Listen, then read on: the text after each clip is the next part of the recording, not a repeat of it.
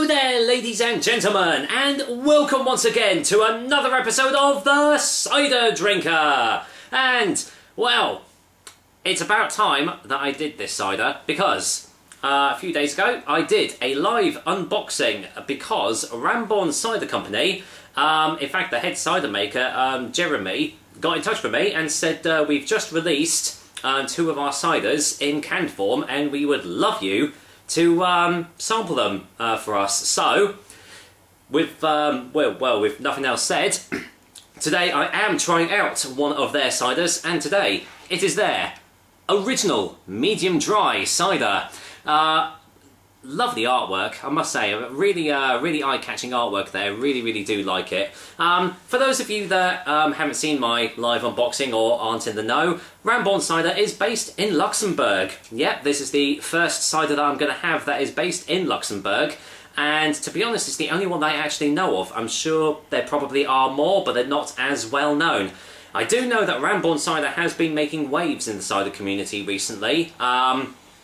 Getting rave reviews and everything. I think they've been included in Crafty Nectar's cider boxes as well, in bottle form that is, but the cans are pretty much brand new, so it'll be interesting to see what this is going to be like and if it does change from the bottle. Obviously, not had it before, but we'll see. The Gold of Luxembourg, a crisp, sparkling cider made with a blend of traditional apple varieties including Rambo, best name for an apple ever, Boskoop, Bon Apfel, and Luxemburger Triumph. Amazing. They've got to be probably the best names for apples I've ever heard. That's amazing. All sourced exclusively from the traditional meadow orchards of the region. And has stuff in German and everything like that as well. Typical Gumpf. As you can see, 330ml cans. You can get them also in 330ml bottles as well. And this one comes in at 5.8% ABV. So, yeah, I don't think there's much else to say about this. So, let's get this can cracked open and just see what I make of Ramborn cider that comes all the way from Luxembourg. In fact, yeah, you can never really judge the smell from the can. So I'm just gonna get it poured straight away. Because I always find that cans, when you just smell them from cans, it always detracts from the flavour a little bit. So I'm going to leave a little bit in there. So, right, well, colour test, lightly carbonated, as you can see. There was a bit of effervescence as it came out of the can. Lovely light golden colour there. No foaming or anything like that on the top. Sometimes ciders you get like a little bit of foam at the top, but yeah, really lovely golden looking colour there. Looks really nice. So, what does it smell like? Let's find out. It smells dry. There's, wow, a proper funkiness to this, and I don't mean like in the bad way. Like, you know, when you get too full of sulfites and you just get like egginess. No, there's a real funky, dry funkiness to this. Like, you know, barnyard funk. Smells a little bit cheesy. Does that? Yeah, it does smell a bit cheesy, which, you know, is sometimes a characteristic of like proper farmyard style ciders. Wow, it smells very traditional. I'll give it that. So, does it taste traditional? Well, only one way to find out, and that is to take a sip of this. So, cheers guys, and well, thank you very much Jeremy and the guys at Ramborn Cider for sending this over to me. Hope I like it, and yeah, here's to your original medium dry. Cheers.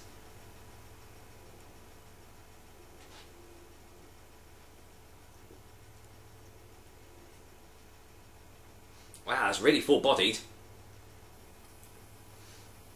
And quite sweet.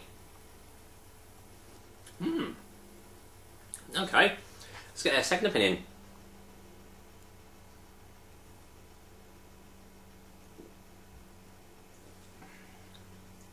Wow, that's really full-bodied. It's strange because I just saw this this characteristic mentioned on the back of another cider bottle that I've just bought for myself from Waitrose, and it does actually taste a little creamy.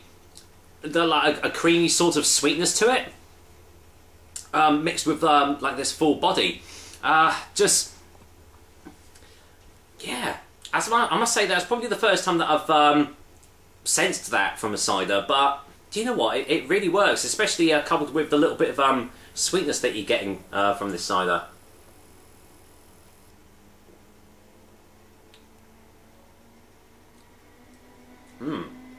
This is really refreshing. Really juicy, fresh apple flavours coming from this cider. No acidity behind it.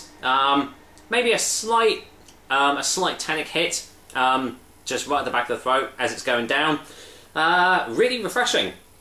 Very, very nice. It's, yeah, that full bodiness, that creaminess is really staying, especially at the back of the throat. It's almost like I've had like an apple pie or something as a dessert, or like yeah, it's maybe like a hint of like meringue or something like that. It's yeah, different, but I must say it's quite nice.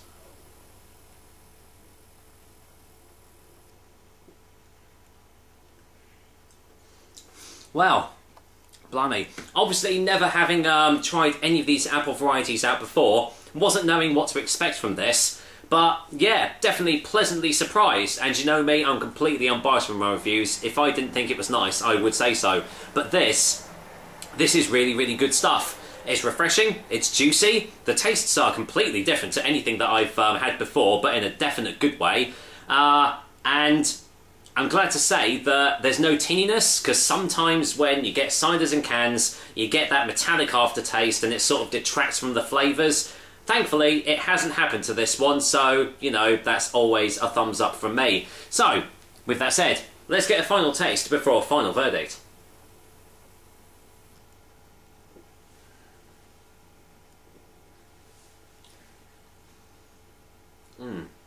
There's a slight hint of bitterness, just really underlying everything. The sweetness is definitely a lot more prominent than the bitter undertone that you're getting off it.